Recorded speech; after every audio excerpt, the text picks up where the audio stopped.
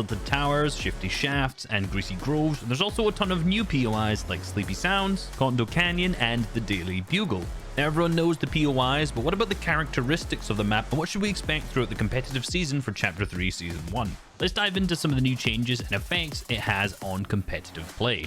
The first change that will seriously impact the way that competitive games are played out is the large abundance of environmental heals that are now available on the map. Previously, in Chapter 2, a lot of the slurp barrels were mainly located at slurpy swamps, with of course some others being thinly spread across the map in small amounts. Now in Chapter 3 Season 1, there are 87 slurp barrels distributed rather evenly across the map. Similarly, there are also 171 produce boxes spread relatively evenly throughout the map as well. So now a lot more players and teams will get access to not only the free shield in these, but also the peppers for enhanced movement. Oh my god, what are you Last shooting? chapter, all the pepper spawns are basically limited to one POI, Catty Corners, but now the majority of named POIs have access to these outside of Rocky Reels. Yeah. Teams like Janice and Vortex, who placed second in the first cash cup of the season, heavily utilize this in their early game strategy. They land to the south side of Sleepy Sound, and on their individual looting paths, both has access to shield barrels and produce boxes, meaning they can essentially make the most out of the 20 chests they have there, as they barely need to use any shield that they loot. Vortex uses 7 shield barrels to the west side alongside the shield mushrooms obtained from the produce boxes to get himself all the way up to 200 HP. Janice lands on the east side and pops 2 minis, then grabs the 3 slurp barrels and produce boxes to the north. You might think it's a waste, since he could have just used the same shield barrels as Vortex, but landing more split enables them to loot the entire place faster, disengage quicker, finding plenty of minis along the way anyway, so it won't necessarily matter. As you can see, as they leave their POI, they are not struggling for shield one little bit, unlike many of the other teams in the lobby. You know, Reese, while we're on the topic of heals, we have to talk about the new coolers. These trusty new resources provide 3 different variations of loot. You can get 4 chug splashes, 2 guzzle juices, or 2 chug splashes and 1 guzzle juice. We've already seen this become a huge staple in competitive play. For example, Blueberry and Skittles drop in Chonker Speedway that has 17 cooler spawns, and when they leave this drop spot, they often have 18 chug splashes split across both of their inventories. This totals to 720 HP that can be healed if utilized effectively. With the cars already equipped here in Chonker Speedway with those nice off-road tires, they have that ease of mobility around the map. With this additional mobility and all of the chug splashes from the cooler boxes, this allows them to spend much more time looting in zone for ammo and better weapons. The issue with this strategy, though, is that it requires you to take a mid-game fight for your surge damage. But for a team like Booga and Skittles, that's something they're very confident in. Overall, this is a very unconventional but successful early game strategy they've been implementing. Last but not least, we have probably the most impactful addition to the map, and that is the spider webs. These webs provide you with mythic Spider-Man web shooters, an easy rotational tool using the webs, and additional heals. Having these provide numerous benefits in the early game, like easy shield and fast mobility. Now, these webs can be really useful in the early game for faster looting, but can be a double-edged sword in the endgame. In this game, the first moving zone pulls from south of Daily Bugle to the northwest, which means there are a large amount of obstacles in players' way. Shady and Waze have boxed up next to one of these webs, meaning when the zones start to pull, they can leave their box and get an easy rotation from low ground without the use of a launch pad, and also saving them a ton of material. However, if you're not watching each turn in a messy endgame, you could easily bounce off of one of these and be sent into the zone, or even worse, into Tayson's line of sight. With these incredible additions to the map, plus some old favorites returning, we can't wait to see you all in action when FNCS returns in February. Until next time, we'll see you on the battle bus. Beep beep!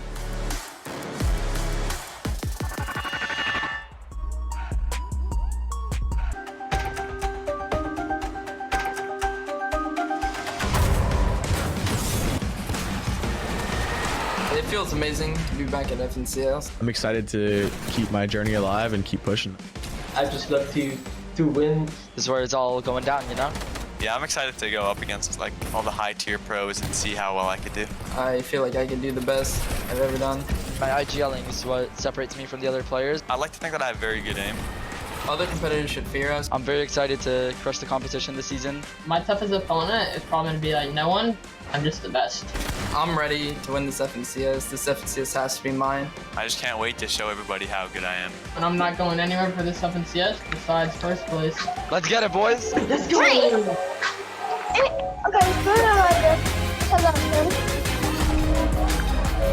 To be your host for the entirety of Chapter 3 Season 1. Welcome in wherever you're watching from around the world. You are in for a treat. It all starts right here, as I said, as we have got duos this season. Not trios anymore, but duos. And all the action is coming to you from the region right here on the broadcast. It's qualifiers weekends, but it's not just me, of course. I'm keeping up with the Joneses as I have Vivid and SBG here as well joining me on the broadcast, boys. It is good to have you here, SBG. Welcome to the squad. But Vivid, welcome back, my friend. I mean, that smile, you can melt 1,000 hearts, dude.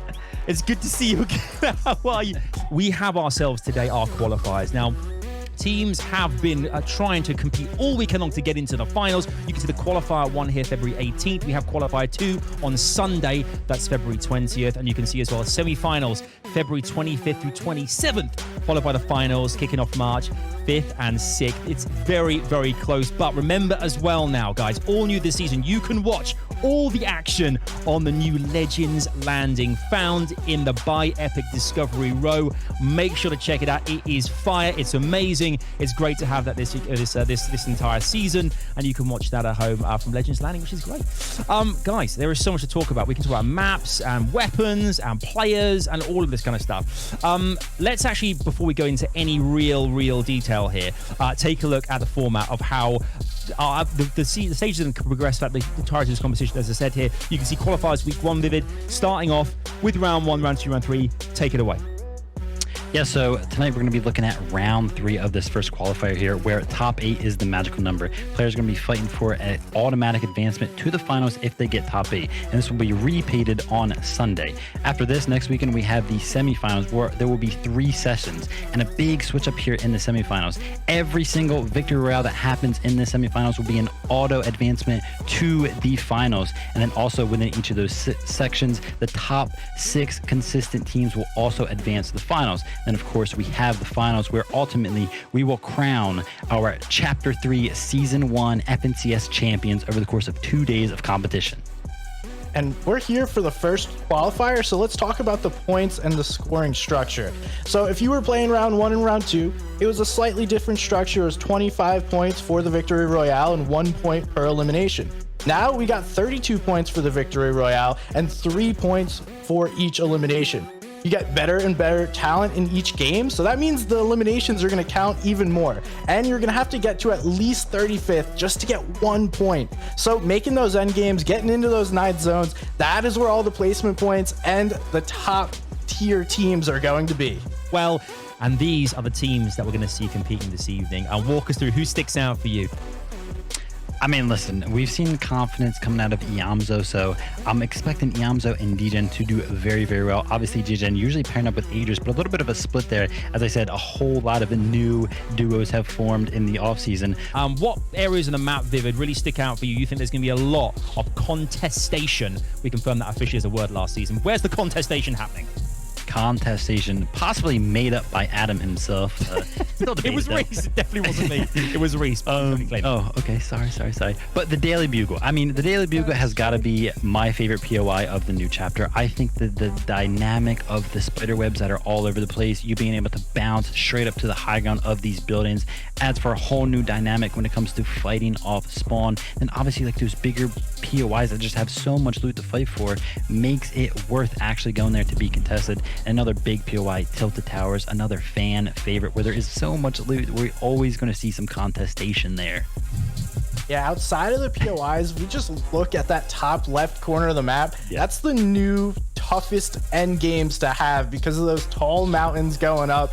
And these players are going to have to learn how to navigate those because it previously used to be in the bottom right corner on the old Chapter 2 map. We've moved that, switched it, flipped it, and now we're going to see these players claim those top spots. And, you know, it's a matter of give and take. Do I want to sit as close to that lake that's nearby those mountains, or do I want to go all the way up to like what we're seeing now and try and play the zones continue to pull all the way to the top left? Yeah, you've really got to kind of put into consideration here. Is it worth kind of engaging straight away? The Storm Surge comes into effect, or backing off and holding out to the end game kind of Storm kind of as it starts to move in towards the final. So you guys might not agree at home, but this is what we think might happen. We might go through. I'll kick things off.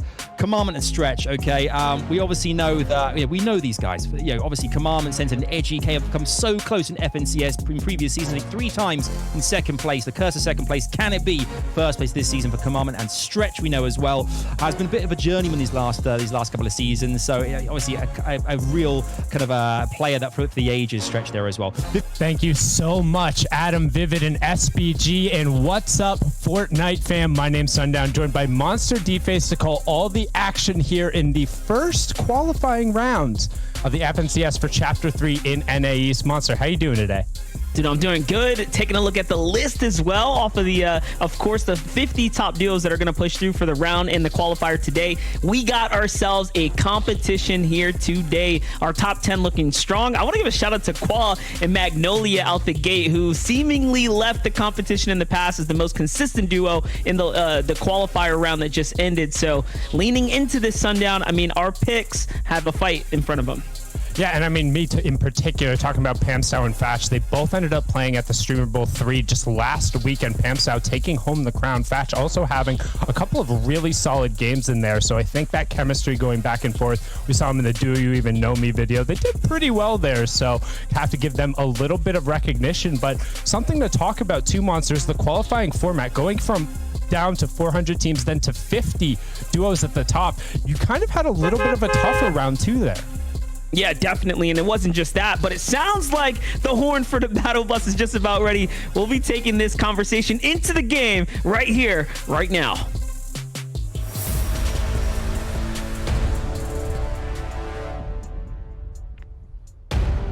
And here it is, match number 1 of 6. So you're probably asking, what are the stakes today? Well, top 8 goes straight through to the finals, where they'll have a chance to compete for a piece of the prize pool. You can see that map, or the bus path splitting from northeast, just a little bit above kind of that southwest mid-split in the top right part of your screen. You got DGen in the bottom right-hand corner. You got Knifer, and we'll see how this early fight ends up going down.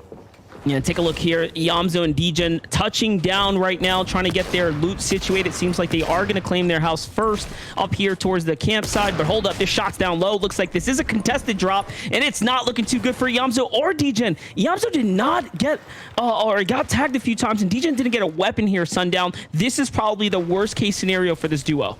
Yeah, when you end up in one of those split situations and you just kind of come up empty, all it takes is one chest not to spawn, one floor loot not to be there, somebody to just be a little bit quicker off of the draw, and all of a sudden, one of our top trios right away, Yamzo is down. He's under pressure. We talked about confidence coming in. Well, that might end up being your downfall. You can see DGen just trying to get some mass, trying to disengage, as Blonde Knifer going to come away victorious right off of the start, and that's really good. Like we said, only 3 players have gone down, and Yamzo immediately picked up, barely got to play. Now, mind you, this is a bigger picture fight here. This is for control of the area, so they can get llama control as well and things like that. So landing at this house is a huge, huge risk. It's probably going to be the most volatile drop spot of the season. We saw in seasons past, there's always that one location that players just want to fight for. This season, this time around, this is probably where the most rivalry is going to come out of. This is where like that bad blood is going to begin, qualifier after qualifier. So for Knifer, someone who is no stranger to finalist stage settings, Blah, he's got his first taste of big competition against big pros. Yeah, dropping in there, you're probably thinking, wow, why would people be contesting this one random cabin? Well, it's really the only viable drop spot if you're not going to land directly on top of that llama. But if you land directly on top of the llama and then you go and take a fight, odds are good if somebody is in the cavern, they're still going to end up winning that out. Additionally, too, when rotating away from here, you have so many available options. You could swing over to the cavern and just kind of join whatever fracas is going on over there. But what you'll normally see players kind of do is just scout out around them, see what's close nearby, where you can get storm surge tags, as you generally see from some of the wider splits, i.e. the Cammy split we see over in Europe, as Mega in the top left corner of the feed picks up. You got Elige also going down. Mega doing the bulk of the work, and that's 2 very early E-lanes.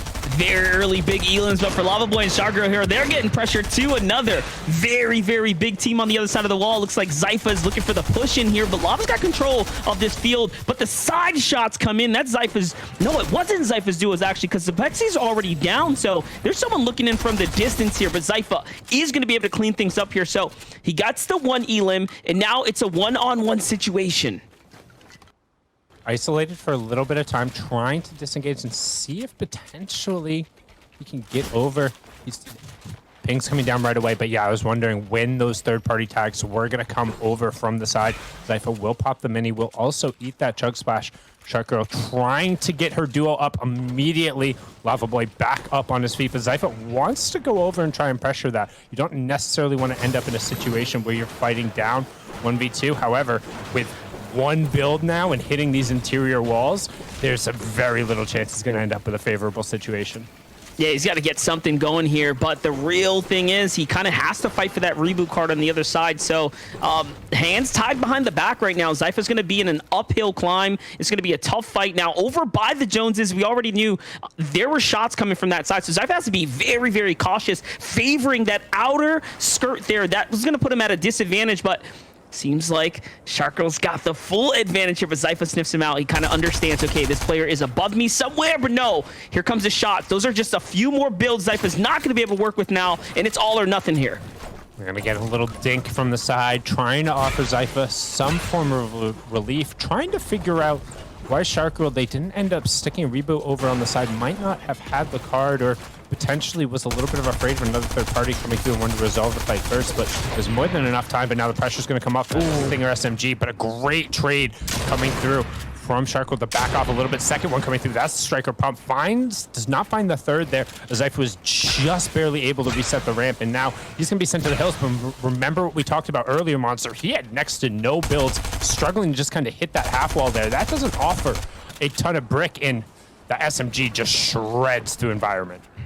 So perfect for this kind of situation. Like, Shark Girl has every advantage in this kind of fight right here. Little do they know as well, right, as the shots are coming in, because Zypha is down to no material. Now, the fact that Zypha was farming could give away a little bit of info, and those white tags right there are perfect. Here comes the finisher. Just one more tag is all it's going to take. The peanut butter edit is not going to be enough, and there goes a quick wrap up here. But there are highlights to catch up on as well, because there are fights evolving all around the map on the other side while this battle is going down. Take a look at how things unfolded over here. Degen comes, slides up, gets melted, SMG to the face, and the barrel shut down, and save for Slacks and Clarity G as they hop on into the box here and just completely demolish another crew as well. Now, Sundown, let's talk about the significance of these fights, because the point threshold, these executed high ground retake there.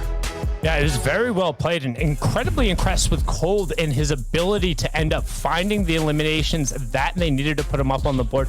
Unfortunately, not able to find just the closeout one, the 100 shot, but then the fact that he got dropped down, and both team battling with next to no materials, and unfortunately close it out. But I think they might end up being first place on the back of the elims. Yeah, definitely. Those elims are going to start to add up there, guys. The difference between finding elims versus that last little squeeze on placement points is a pretty big margin. I would go the elim route, especially under this format, but that was just the game number one to kick things off. We're going to toss it on over to the desk, because the boys definitely have a breakdown for us. Teams getting, 4, 5, 6 eliminations here. It's about that consistency. You're setting the tone in this first match. Now, can anyone else continue to do it throughout the rest of the day? Coming into game number 2, arguably the most important game here, Sundown, because now you've kind of had a feel for the air, and now we get to get the real taste of what's going to go down here in game 2.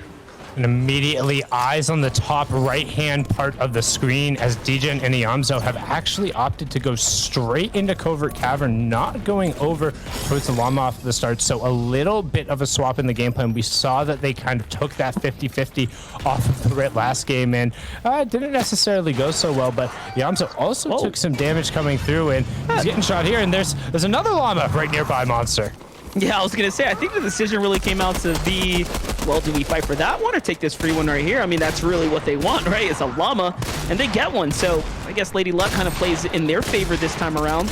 You get to have not only a solid backup, but exactly what they came to this drop spot for. All the loot, all the heals, and now they're off to a good start. So here's the real question. Do they have a grudge against the opponents, Knifer and crew over at the house nearby, that cabin, that shack, or will they just kind of take this as a small W and play the game out? We'll find out soon. So now we're going to swing on over as you requested, Monster. Phase Mega, phase Dubs. Yes. Just a little bit north of Shifty Shafts, and you can see kind of what their game plan is here. Kind of land on the higher part of the map, use the innate verticality and the fact that you touch down on the ground much faster than people actually go all the way over to the main POI. And if you grab one of those MK7s, it's free Storm Surge tags. You can see Dubs has already taken a little bit of damage, but the fact there is so much heals and utility, and you drop, that is such a good drop, Monster. Yeah, that's the perfect case situation right here. You was just talking about the strength of having that little bit of high ground for the tags, and then you drop this right here. This is perfect. And you're kind of seeing the strength of this drop spot. You're seeing the strengths of a lot of our major POI drop spots. These are locations that are big enough to house multiple duos, right? And get comfortable loot. Like, this is what I would call a very comfortable loadout, even without the legendary pickup there. So now that teams get comfy, they get to fight on their own terms, right? And the last time we saw Mega and Dubs have 3 elims in the mid game, so I'm assuming they're playing pretty aggressive here at the drop. I think it probably depends on what damage they're able to get right off of the start, and I think that is playing adaptive as a duo is one of the most important things. I think at trios you can kind of game plan it out a little bit more because the map's a little bit more solved and there's less fluidity over what people are looting and where they're going. In duos, if you're able to rip somebody with a couple of tags, you can press a 2v1 advantage and make somebody pay, particularly early on, and you can already see just there's so many shields on Sent, and he wants to just try and make sure he min-maxes and uses the exact right amount, as I'm sure many of you do, whether it's in your arena, your casual games, your early tournament round games, or even the FNCS final games. If somebody who was knockout only is now tuning in, you want to make sure you kind of hit all of those min-maxes and pop those little minis, and we're going to swing on over as SU and Lone Star Drew are in yet another fight off of the start, this time just a little bit over on the east side of the Sanctuary on those isolated islands. Yeah, it's a very interesting place to fight. You don't really expect anyone to come on in third-party use, so this is going to be a fair on, or pretty much a clean 2v2 situation now.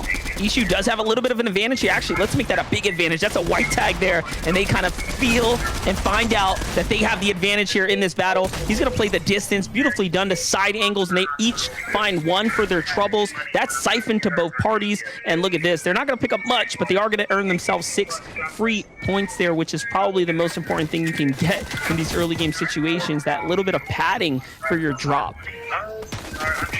Yeah, and that's what you want to do, is be able to force them out, but we also saw that they had a tough time in match number 1, so nice little confidence booster. But somebody who didn't have a tough time in match number 1 but is having a tough time in match number 2, Clarity G. LG Slacks under pressure right here, and with only 3 builds, it's going to be tough. No shotgun either, which means you kind of have to win a war of attrition, but in a 1v2, that's not necessarily the winningest of strategy. He's going to go for the spray and straight in instead. He's able to find an isolated 1v1. No, it was just a straight up 1v1, and Rhythm didn't have the rhythm right there. He gets cleaned up. He won't feel the rhyme, and Quan Magnolia, it looks like they might be trying to close and potentially isolate this out. They heard the shots, and yep, here they come. What they're looking for is to make up for lost time here. You can see that little 28 down by the team number means that they did not do too hot in the last game here. They're really trying to come back. And look at this. They find... Oh, wait a second. So there's Clarity, and then there's Tieko just nearby from Team Zen as well. So you have multiple solos here. Little do they know, that's the reboot going off, though, so they definitely know this guy's by himself. In through the top, SMGs come out. Big pressure is through. That's a shield crack as well. Qua and Magnolia should be able to find themselves a freebie here for little to no pressure, but wait a second. They give him a little too much time instead of being more aggro into the build, and I think Clarity got away. Yes, the web slingers come out, and he opens up the gap there. So gone he is like the wind, and Clarity G managed to hold on to the A spot and fight for another day. Clarity got away, but somebody who did not was TK, who will have to fight another day. Yes, that all rhymed. Don't worry. Check it out. And the poet didn't even know it as he got sent back to the lobby Yamzo trying to disengage here as two other duos end up closing ranks. Going to be forced to burn some of those chug splashes that are directly on top of each other. Does still have 6 more of the chili chug splashes, but again, you generally want to save those for the later game. They're so incredibly valuable.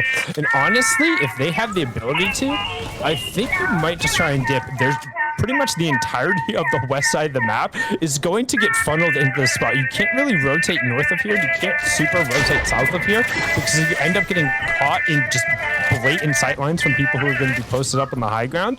So if they have the chance to rotate out, I would say do it. Yeah, definitely. And I mean, they have the water, another means to just kind of speed up their rotation, right? So a couple of options in play here. The most dangerous duo is going to be the one on the mountain, though, that's probably listening and watching on in from a distance here. Those shots are definitely close enough for them to have an understanding that there's a team here, a bit of a pickle. And there it is. There goes that disengage that Sundown was calling for. Nicely done. They're going to go on and use their a little bit of their mobility. It's Square Ball on the other side. Little headshot straight off the rip there. Out the vehicle, you peek, you snooze, you lose. And that is the troubles that they get punished for taking the little peek onto the Yamzo and DJ. Alive or dead? Alive. Yeah, and it almost seemed like they were considering maybe taking the fight just because they are in such shambles. It's so few builds, only 30 builds on the Yamzo. You can see they've already been forced to burn through a lot of their excess utility, and now they're going to double back up onto the high ground. And if you take a look at the bottom right hand corner, you can see what I was talking about. We've already seen 2 duos rotate away, 2 more rotating into the area, and you're basically forced to either go way north of it or directly along that road. But with the 2 mountain peaks, you don't really want to do that, as now we're going to swing away from the west side of the map all the way down to the south. Miro and Boga with plenty of utility, going to post up probably on this campfire, maybe wait a little bit, rotate in late if they're feeling okay on Surge, but instead, nope, just going to keep ripping right on the storm line. Yeah, and with how fast that zone's moving, it's a good indicator to give you guys an understanding of how far they have to go. Lots of fights are happening around the map, though, guys. Lots of action unfolding here in the world coming into Game 2 of NA East First, Chapter 3, Season 1, FNCS. Things are really kicking off. I mean, listen, with all these teams getting into these hyper activities all around the map, I mean, you get to see some crazy plays. Here's one of them. Magnolia lands right inside the vehicle of Tieko. He's just looking for the knee shot. It wasn't an arrow to the knee. It was a shotgun instead.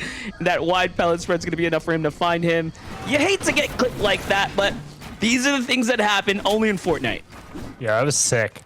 I'm not even gonna lie, that was really cool just seeing him being able to drop directly down on top of that disengage. I mean, you know the player's already in shambles if he's trying to just hop in a car and get out of dodge, but being able to close that gap and knowing that it's worth it in that regard, because we talked about the adjustment coming through on those Mythic Spider-Man gauntlets, originally up at 80, then down to 20, then put down to 10 this week ahead of the FNCS. And if you're gonna use them, you better either be creating a ton of distance and have to get out, it better be in the late game, or be securing eliminations and key points like that. You know, at this point, I think tournament after tournament, I'm just going to start coining up a only in Fortnite moment. That's going to be one of them right there, guys, right? Is these things happen pretty regularly. At this point, we could make a whole series off of the insane type of plays that we're going to see come out of here, the clever strats that we see come in. I don't think Tieko even realized that he actually landed in his vehicle because of how silent those web slingers can be kind of in real time. But on over to Nounsy and Sprite, who are in a fight here. They had a rough game 1, so off to a pretty bad start, and this is not looking too good either. A bit worse for Wares here, fighting in the storm. Sundown, I mean, I think you and I can both agree, not the greatest idea. Now, unless you have a ton of heals, no. this duo was ready for it as Nounsy gets absolutely clipped, but Sprite trying to clip him right back. You can see damage ended up going through there, but will need to end up healing up. He has tons of chug splashes. We'll get the Siphon on the other side, and was that both of them? Yeah, it was both of them. Okay, got it. Zone did the rest there. Zone did do the rest. The Siphon, unfortunately, was on the downed body, so Nounsy gets a little lucky there, though. The fact that he kind of chunked out the opponent and then the trade came in pretty quickly. Otherwise, that was looking pretty bad for Sprite. That could have ended up being a negative situation, but Sprite, I mean, he is just super familiar to clutching out in a number of circumstances, perhaps one of the most historic clutches in NA East history in the reboot round there, that 1v3. Well, it was, I don't want to say a 1v2, that was basically like a 1.5 v2, 1.5, yeah, kind of coming out there with Nounsy hitting a key shot, and the fact that there are so many excess heals right here, they're going to be able to scavenge it off, but they're going to be playing right on the edge of Stormline, so the next question is, they're going to be fine on Storm Surge, but will they be able to get in safely? As we'll see the right-hand side, you'll see the first number, it says 179 below, and then it updates. What 179 below tells you is the team who has done the least amount of damage has to do 179 damage to get above it. That is the lowest line. So you know it's right around about like 5 or 6 solid rifle shots if you're able to get them off. And there's going to be a number of teams, but that's a pretty packed Storm Surge considering we still need, what, 7 duos? Oh my god, Illis just took so much damage. Yeah, that's one problem with the MKs being into play right there. I feel like on NA East we're seeing more of these the Mark 7s, the MKs in play as opposed to EU earlier today, where we had a little bit of everything, right? We had the long range, kind of the heavy rifles in play for a little bit there, but I'm seeing so much more of this different type of style coming out of NA East right here. As we hop on over to Bucky and Cam, who are jumping in on this player, this has to be a fight for Surge right now, or some kind of positioning for Surge. They're trying to not only get to the zone, but see if they can bait out the team on high ground, like this Daily Bugle squad. This is a great angle here, by the way, to go ahead and target those wood builds. Very weak. But no, nothing comes through just yet. So they're going to have to actually get up there and take this fight. Well, and as you say that, Bucky able to hit a nice little dink. That's the sound you want to hear. But even as he hits it, we talked about that Storm Surge on, and players who are going to be above and below it. Everyone trying to climb up in terms of their position on the map and in terms of their position on that threshold, because right now, 13 below on the left-hand side, Rice is landing a shot, and he's hitting shots, and they're not getting above the threshold. Ritual ends up going down. Now, Bucky, our Game 1 winner, going to find a great fight there. Able to clean it up in the top left of the feed, though. Keep an eye as Quaz able to pick up, too. That's a Liege and P-God being picked up yet again. Rough games for them today. P-God and Elige not able to really pop off the way they're expecting to, but it's okay. It's only game number 2. Still plenty of tournament life in front of them. In the feed, though, Scented finds Polarized there, but Cole does get traded in the exchange. As you can see, he is fully eliminated by Nico, so Sented's gonna have to figure this weird situation out. I think there's still another duo just nearby, but no, he is taken out by Mega. Okay, so there's all kinds of fights going on here. Scented and Cold completely taken out of the lobby now, unfortunately, after that great game 1. A couple elims for their troubles, though. Sundown at least kind of pads their spot, but it does leave it a little bit more open for other competitors to start climbing up the ranks here. Yeah, it really leaves you wanting. Again, we talk about the placement points and the points available per each elimination. Again, 3 points per elim in round number 3 here. And the placement points start at top 35. So if you've gone down, hey, unfortunately, no points for you. The cascading placement points happen at the top 25, and we'll swing back on board. Dubs, Mega, they got so much loot, and Monster, not only do they have so much loot, peep where they are in the bottom right-hand corner of the map. They are, you could not possibly be more, I mean, maybe a little bit more center, maybe a couple pixels up to the northwest, but with all that extra build, they could go up as high as they want. They could go as vertical with all of the excess brick, all of the excess wood. Like, it could be so good, but we're going to end up actually taking a look and seeing what happened with Scented and Cold. Yeah, this is a very important replay, and this is in this same location, guys. So the loot that they're standing on is Scented and Cold's loot. You can see just from the replay there, they got dived right into after finding their elimination. So there is just a mountain of loot for Mega and Dubs to play off of there, and it's dead center. What a prime location to be in coming into this game right now. Mega and Dubs are just having a day of their life so far. So these first 2 rounds really going in their favor. Long game in front of him, though. Stretch is just showing what he can do with the rifle, right? Just showing you guys, hey, this is why it is a very deadly weapon, but useful as well. The one drawback to this weapon is that fire rate, though. Take a look at Stretch once again, finding himself with very limited ammunition. That was the problem in the previous game. That was the reason why they couldn't win that last game, even when they had the high ground, right? It's one of those things you got to think about. Kanata and Acorn, though, alive at 3 eliminations here. Big loot as well. And look at this, dropping material, excess material for them to play off of. So, you know, put themselves in this position because they found some key elims. Yeah, and they're going to need to tunnel into the zone. Let's see how they got those key eliminations. So we pop over to a replay with them. Acorn already sitting on one, but Canada with a great swap there immediately over, and then closing up the edit, getting his teammate up. That's what you want to see. Not only securing the elim, but then also securing the space right after. Top left-hand corner of the feed. They'll keep an eye as that zone is closing in.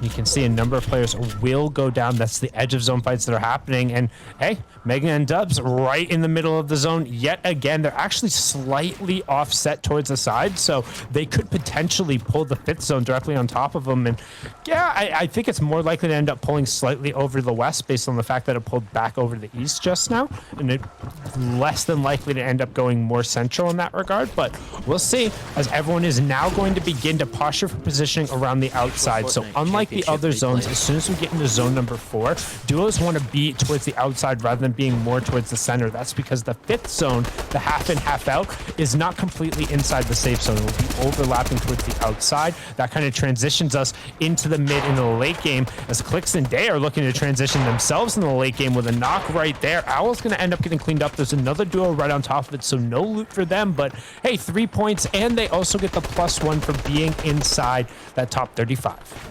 You can see that team positioning starting to update here because they needed these points. And look at that. That's actually a second elimination. So another one just kind of tacked on to the situation here. So 6 points already earned in this game here. Big swing for them. They're just looking out, though. They're kind of gathering information here.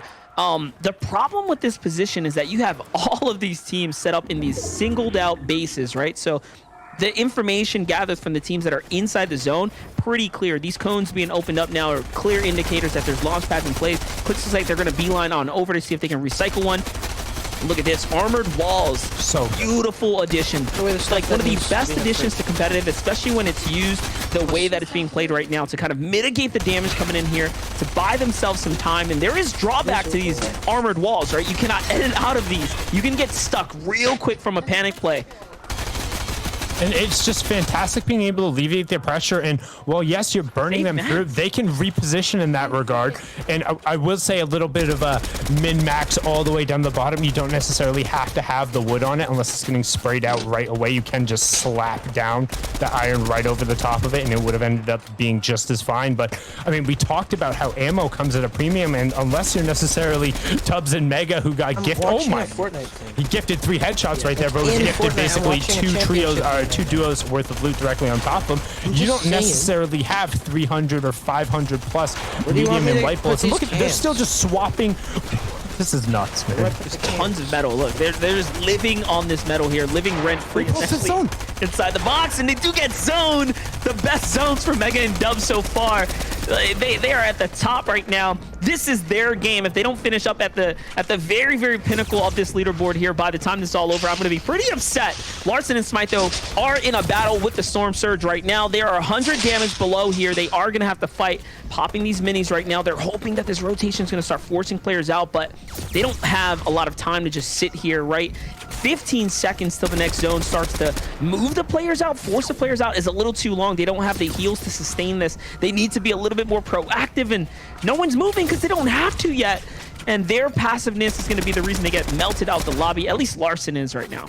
Yeah, Larson taken directly over, and don't forget, Storm Surge does not put you down but not out. You're just straight out. And they say, well, saying goes, it's not too late, it's never too late. Well, it was definitely too late right there. You have to go. But speaking of somebody who has to go, as that other duo ends up being eliminated, the only duo who's underneath Storm Surge pressure, Dubs and Mega. And while they have a ton of utility, you don't necessarily want to be forced to burn through it right now. This is the one circumstance where you can kind of just afford to wait it out, as because everyone is now being forced to move, and boom, it turns off, but they take so much damage, and now they're forced off of that. And a great metal wall being thrown up immediately in the face. The iron wall going to create a little bit of distance, but you talked about potentially being disappointed. Dubs, you're in the fire, and we're not just talking metaphorically, literally. Takes 2 different fire ticks that a chug splash is going to be able to put it out. Still disengaging down on a Mega, and oh my gosh, a little bit of room.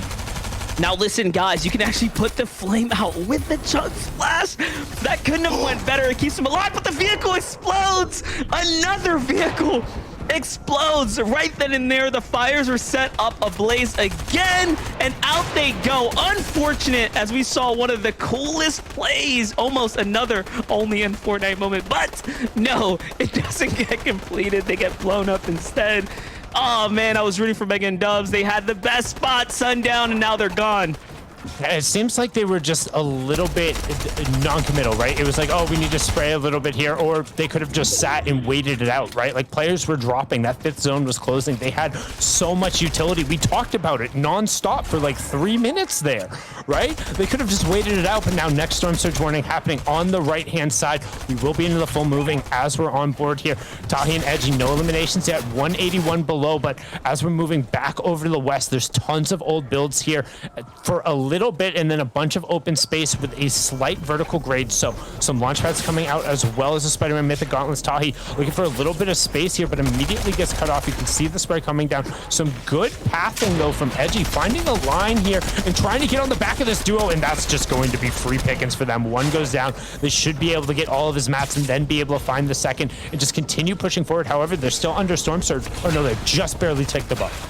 This is a really, really positive position to be in for Tahi and Edgy, who came just short of where they needed to be in that last game. They made end game, but they fell a little bit early, as one of the two were kind of out of the competition to support one another. But Illis and Jack, this is a team that is on fire right now, man. Seeing Illis at the top of his game here, this lobby is honestly equivalent to what could be a finals style lobby. Like, the level of player that we have in this competition right now is immaculate on high ground.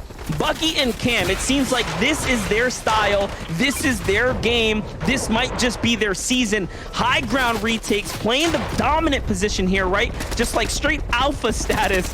And you can see this is another game now coming into endgame where they have height here. This time they have the ammo, they have the firepower, the pressure's coming in. Can they get the back-to-back here?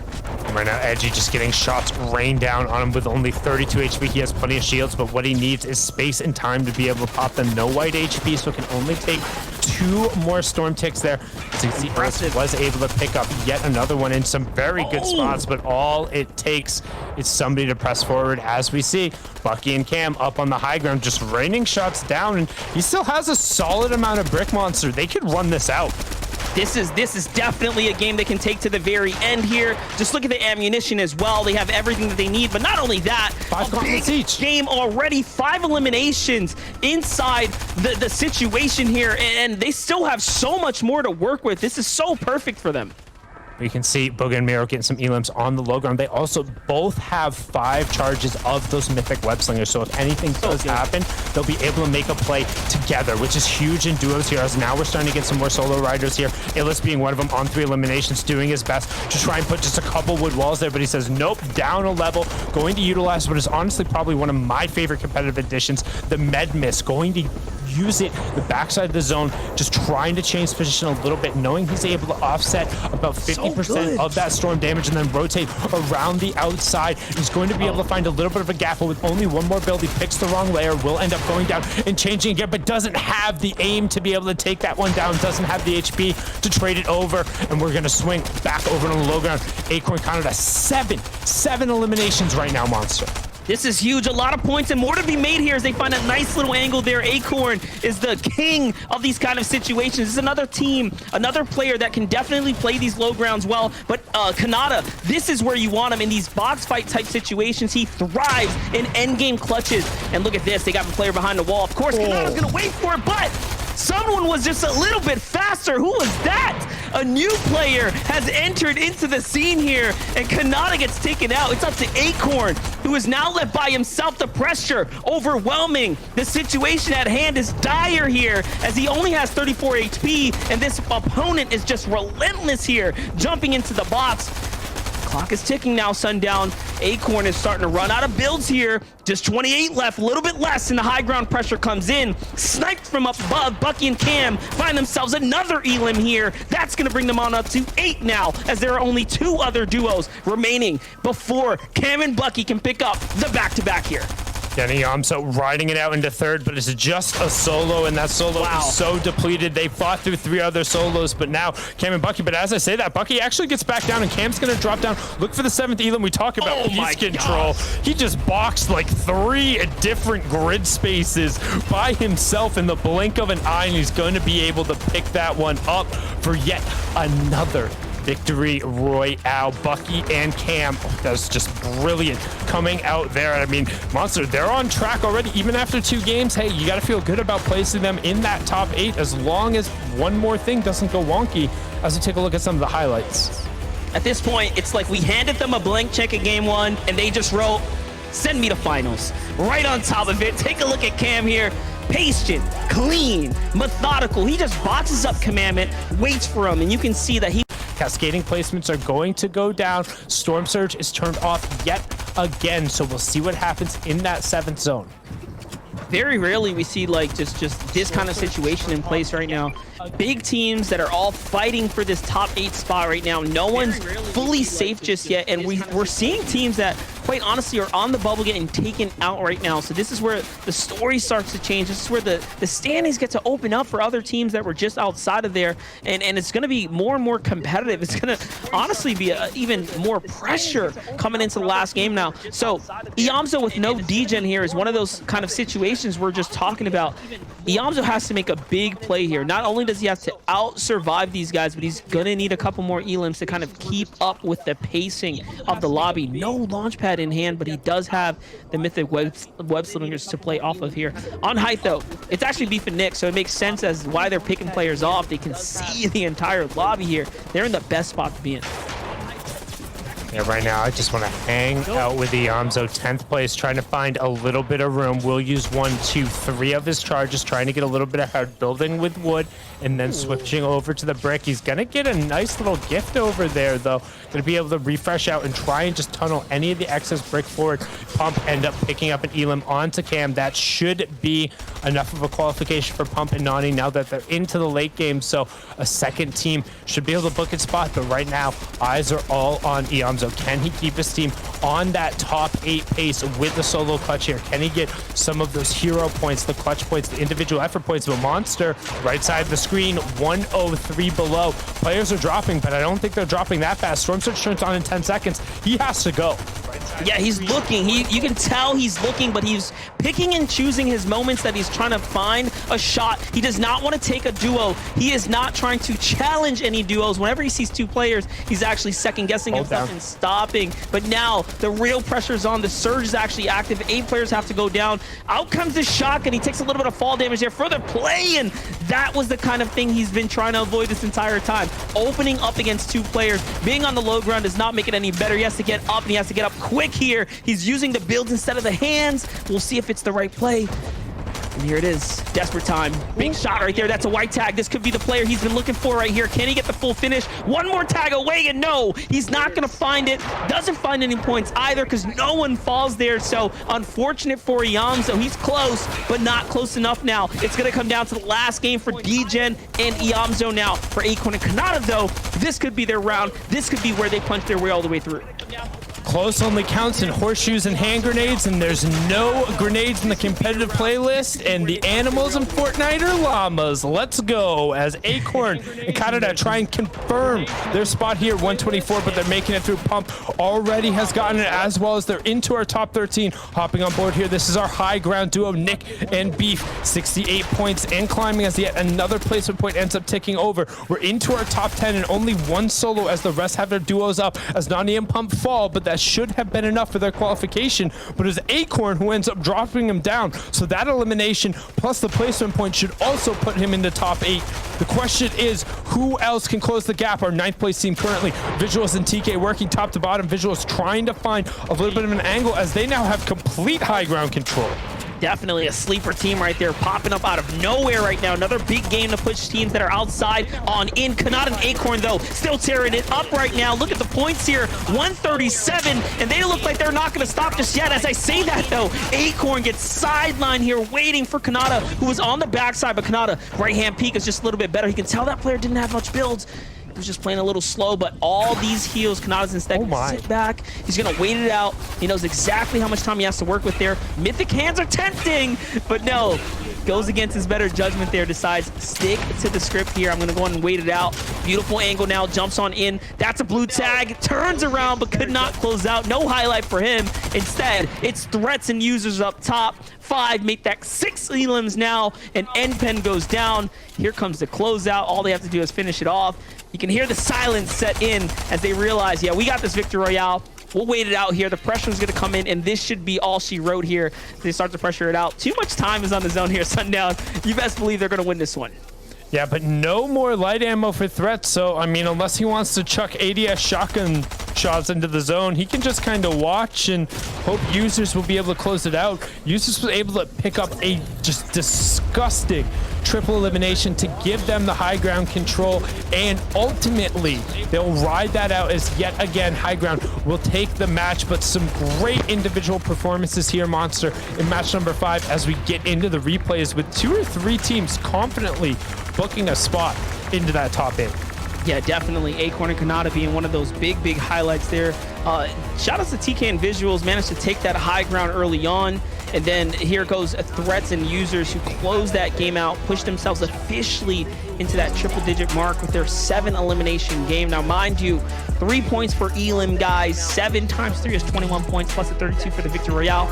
Big games. That was game 5. Game 6 is going to be the finals. Who is going to push this top 8 now?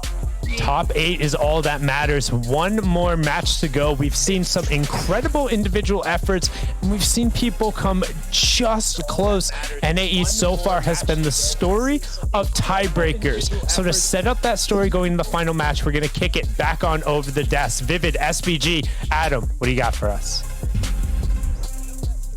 We've got it all here because we are relishing the finale there. Threats doing a superb job to maintain, get the Victory Royale. But the guy said it, you know, we are at the last part, the last chance now, with Game 6 coming up, where the top 8 going through with the first finalists going through to that grand finals in March, which is really exciting. Let's break down the game quickly though as well. Fantastic. We saw a lot of teams trying to take the high ground again, Vivid, and it paid off in this particular instance. Yeah, seeing the domination from Bucky in the first 2 games from the high ground has inspired a lot of players, clearly. And time again, we just see these games finishing out in kind of the same scripted way, right? We see the Stinger SMGs applying too much pressure for these players on the low ground that they can handle, right? They just don't have enough builds to give up with the high fire rate of these SMGs, and including the MK7s getting thrown in there as well. And high ground just ends up being a walk in the park for anybody that is up there. Yeah, there were so many teams in that game that made their play for that top 8 spot. We saw teams like Kanata make a push in there, maybe secure that top 8. Then there was like NPen and Zemo, the last team threats that was able to take the dub. So many of these players were just jockeying for that last few spots, and it's going to be so close. I don't even want to look at the leaderboard because there's going to be so many teams that are right there from 6 to like 12. They're only going to be a few points away from one another. Yeah, I think it's interesting as well, focusing on Kanata here. We saw they're utilizing shields so well. There's a lot of heals on the map now, but the timing of shields, knowing exactly when to continuously use them to kind of ride out storms. And Surge, as always saw Yomzo trying it earlier on, couldn't quite make it happen with DJ going down early. But still, standings wise now, let's have a look, see exactly how things look before this final game. Vivid, they're still there, Bucky and Cam riding that top spot. Yeah, I think it's now solidified that they will be going straight to the finals. Remember, guys, top 8 is the number. Anybody in the top 8 will go directly to the finals. We see the likes of Illest and Jock. They have been performing pretty consistently throughout the day, though towards the end here, they are slipping up. As you can see, they are only 5 points ahead of that 8th place spot, so they got to be careful. Scented Cold as well on 129 too, so they've really got to have like a really solid last game to make sure that they go straight to these finals. Yeah, those top 2 spots, they're looking safe. They're chilling. Everyone else, I'd be a little nervous heading into this last game. You really don't know. Oh, it's going to be a nail biter for sure for these last teams. It really is. I think this is the last push. This is what it's all about. Obviously, you know, trying to get into that top 8, trying to qualify for finals. That, you know, Sundown and MDF mentioned, just getting there in this first instance and knowing you're there, you can relax and sit back rather than having to grind out potentially all the way through to semi-finals to qualify. it's lovely to go through at this point of the competition. So we'll find out exactly who that's going to be very shortly. It's the chug keg in the zone there, and now Knifer's just trying to stay alive here. That cheeky zone play, hoping for the big edits to just get the one pump SMG follow-up is what he really needed. Lobby's starting to sniff out the fact he's a solo, he's lit up here. I'm surprised he did not shoot those wood builds there. Squish on the other side, 200 HP. This is not looking hot at all. Here comes the shots. D-Roller finds him there, and down he goes. A team that didn't really need the points. They don't have a real shot here, but that's how the points are going to swing there. And now we hop on over to users and threats, who are the next up, essentially sliding into that position right now at 113. Whoa, was that a vehicle? Did a vehicle just fly by? You know, that could have eliminated him, by the way, guys. That would have been so sad to see happen there if he would have just got rolled over. Luckily, though, it passes right through. My God, you know, it's only in 4-day moments. I'm just waiting for them to happen at this point. Like I said, we already saw a car blow up right on top of Dubs and Mega early on after they managed to put a fire out with the Chug Splash and getting the HP they needed. Now this time, users just barely able to sidestep it there. Ended up being a collateral damage for the car coming through, but doesn't reset his back. You need to be communicating with your teammate at all times, saying which side are you holding. Some damage does bleed through, but again, we talk about the just raw excess of utility and shields that are available. So many players holding on to them, and right now, users holding on to those and holding on to these walls for his dear life, but it can only look in so many directions. It looks like Threats may have abandoned him. I think Threats changed down a level. It did not edit users down with him, and now users stuck out in the zone, and Threats is going to leave him there. The Man City player is going to try and push forward for himself, but unfortunately, next up means next out. See you later, and see you on Sunday if you can make it to round 3, because that is not a top 8 score. We're going to swing back on over, currently sitting in 7th place, Scented and Cold, picked by 2 of our analysts to make it all the way through the finals. This was your pick, right? It was you and Vivid? Definitely. I mean, listen, I'll try to play the safe pick here, a team that I know is going to be absolutely consistent, but they made it much closer than what it had to be. They dropped a game or two, and now all of a sudden we have come down to the final game. It's all down to the final game for this team right now. On high ground, though, there is duos looking down. Scented just going with a very, very bold rotation here, not even pausing to look back or protect his high ground at all. He just rotates clean and outright, straight confident here that he's going to make it all the way through. Cold's already leading the front side. This might be the big mistake, though. He stays behind. Now he has to take the fight. It's a bit forced here. Out to the side he goes. Luckily, these are his layers. Are those his floors up above is the real question, though, because he could easily get ambushed or edited down on. But no, it works through. White tag right there. He's excited. Calls for Cold to go ahead and finish that one. It could happen right here. Cold's hungry. He's on the hunt now. None. But they're still in it. They're still alive. And they might just be right over the surge threshold. Things have to update here for a second. Maybe not, actually. No, they don't have any Elin Sundown. They're in a dire position right now. They're in a dire position, but again, the excess utility and the med miss should be enough. Players are dropping like flies, and we got a far 7th zone pull. Oh my God. Monster, we are going all the way through, in the closet, through the wardrobe. Might as well go find a lamppost, because we're going all the way out into the zone. Iamzo ends up dropping as well. There's Cold and Scented. They fall out of nowhere. Canada on the backside of the zone, also getting pressured. As Booga now, as we swap over, Zero Elam's well above Storm Surge, but just trying to find placement points. Don't forget, every single duo that drops is 1 additional point. Miro and Booga directly on top of each other, trying to stick hip to hip. You can see no more Chug Splashes going through, no more white HP except the form of the Peppers, but the Peppers are going to be enough to keep them on the front of the zone. 30 players left, so Storm Surge is turned off. He's burning through most of his heavy mats, and soon you'll only have wood left. Commandment and Scented fell in 7th at the moment right there, so this is not a safe position to be in at all, as you have Booga, teams and players like Booga and Miro Live who are holding 9th here, right, actively. 127, they have to continue to stay alive here. Any sort of eliminations might just be the point swing that Booga and Miro need. 130 now, as they manage to stay alive. They need to continue to troop on here. Can they find a single one? There's a duo in front of them. No. They don't go for the edit. Instead, they go to sneak on through. Miro's playing it very risky, greedy for the mats. It works out. It ends up playing into his favor. He picks it up. These are old builds now. Wait a second. Do they get a little lucky here? They need a little bit of luck. Npen going down. Illis also going down. Nexi still trying to make a little bit of room for himself, making tons of plays. We talked about the explosiveness. Aviv trying to find a little bit of space for him. A ton of room right now. As we talked about, low ground is very empty, but everyone is just clinging on. We're going into a 9th zone here with still 11 duos up. Probably one more going to drop as Aviv only needs 2 ticks to take him down. Only has 1 charge left in the gauntlets. Has plenty of ammunition, but without the white HP, he needs a near instant shot. Finds the 61 damage onto the shield, but the storm is at his back. The rest of the lobby is at his front. Nexi picks up yet another one. I want to know how many solo elims that man has, and the zone bounces back on top of Aviv.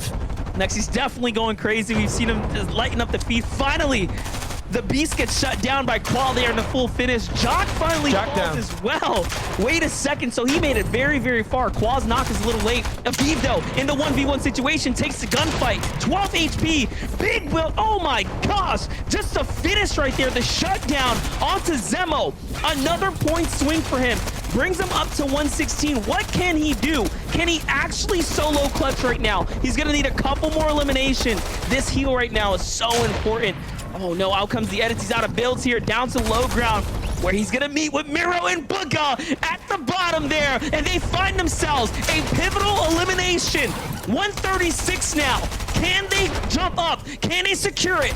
This is the elim right now. This is the singular fight and moment that matters. I don't see the points jumping up, not just yet. It's down to this one right here. Look at with the body movement. My gosh, not good enough. Miro's by himself now. Only 2 elims, you can tell. They have struggled to make it this far, and down he goes, but not before picking up a couple placement points. It might have just been enough. And visuals in TK as well here, Sundown, clutching up in the last game.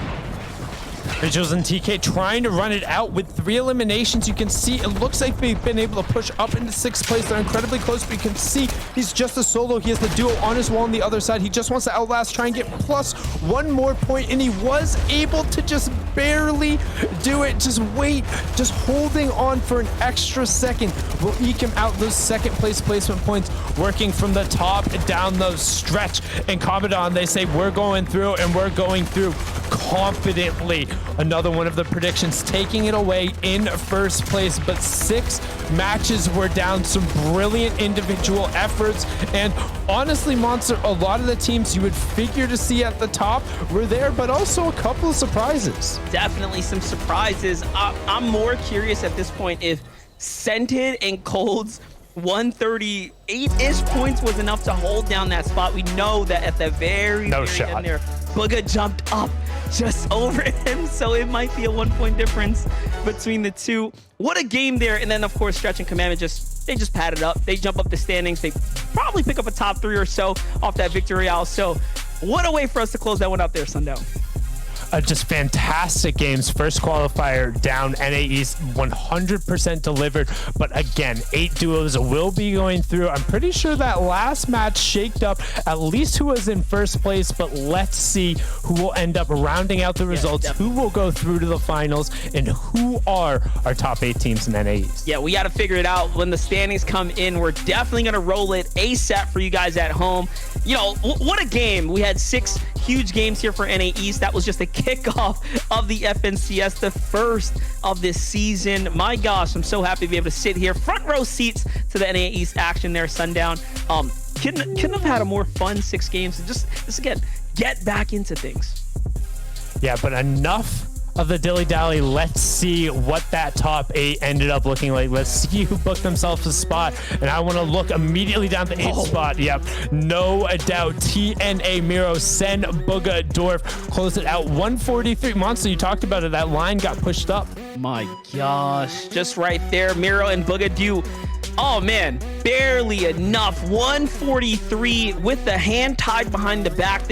The unfortunate game 5 miss there, but they come in game 6. They pull the victory royale that they needed. Zemo and Mpen rocket their way up and all of a sudden find themselves consistent enough at 155. Shout out to Acorn and Kanata, who also jumped up there and played consistent. And then Illis and Jack, I think, are one of the more exciting duos to look out for. Jack, as we know, already has a ridiculous and amazing history of what he's managed to accomplish. But now picking up Illis, we've seen a lot of great fights and great moments there where Illis was able to step up and clutch up. Yep, then you had Bucky, Cam, Nani, and Pump, and then our top 2 as well being able to push through. And there was a nice little change out there with Stretch and Commandant being able to take it away right at the end. So brilliant performance from everyone. Thank you so much for tuning in. That's it from NA East. My name is Sundown, joined by Monster D-Face. Thank you to all the players, the viewers, the